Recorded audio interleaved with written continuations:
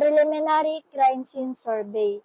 Ito ang unang hakbang sa investigasyon ng krimen. Layunin nito ang tiyakin maayos, ligtas at organisado ang crime scene bago magsagawa ng masusing pagsisiyasat. Una, administrative and operational control. Itinatakda ang mga namumuno at tagapagpatupad ng proseso sa crime scene. Pangalawa, defining boundaries. Nililinaw ang hangganan o sakop ng crime scene upang hindi madumihan o masira ang ebidensya. Pangatlo, organizing search methods. Pinaplano kung anong uri ng paghahanap ng gagamitin. Grid, spiral, zone at iba pa. Pang-apat, identifying and protecting evidence. Natutukoy at pinapangangalagaan ang mga posibleng ebidensya. Pang-lima, assessing manpower and equipment. Sinusuri kung ilang tao at kagamitan ang kakailanganin. Pang-anim, developing a general theory. Gumagawa ng paunang ideya o posibleng senaryo ng nangyari.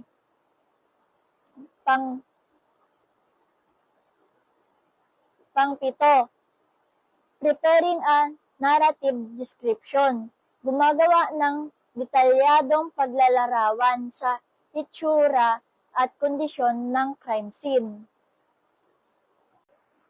Walkthrough of the crime scene. Ito ang physical na paglibot sa crime scene upang maobserbahan ang mga mahalagang detalye. Una, perpetrator's truth. Tinitingnan ang dinaanan ng suspect at mga bagay na maaaring maapektuhan o nagalaw. Pangalawa, access and escape routes. Sinusuri kung saan pumasok at lumabas ang suspect, pati ang mga posibleng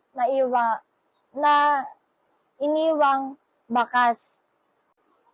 Pangatlo, areas where suspect may have waited.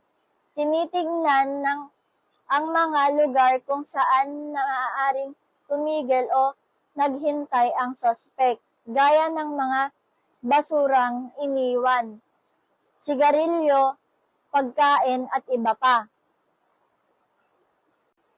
Narrative description of a crime scene. Ito ang detalyadong paglalarawan ng orihinal na kondisyon ng crime scene batay sa obserbasyon ng investigador.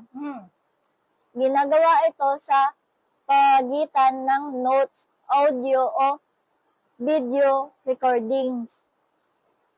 Layunin nito ang maging basihan o reference kung sakaling magbago ang itsura ng crime scene sa kalaunan. Stage of a crime scene search. Ito ang sunod-sunod na proseso ng maayos na pag-imbestiga at pagkuha ng ebidensya. Una, approach, secure, and protect. Tiyaking ligtas at kontrolado ang crime scene. Pangalawa, preliminary survey. Magsagawa ng unang obserbasyon sa paligid. Pangatlo, narrative and notes-taking. I-record ang lahat ng napansin sa pamamagitan ng pagsusulat. Pang-apat, photography and sketching. Kunan ng larawan at iguhit ang eksaktong ayos ng lugar. 5. Evaluate fingerprints and evidence. Suriin ang mga bakas ng daliri at physical na ebidensya. 6. Detailed search. Magsagawa ng masinsinang paghahanap ng karagdagang ebidensya. 7. Recognize and collect evidence. Maingat na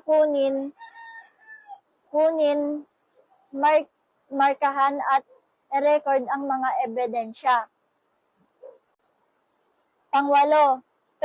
Final survey. Suriin muli kung kumpleto at tama ang dokumentasyon. 9. Release the scene. Ibalik ang kontrol ng lugar kapag tapos na ang lahat ng proseso.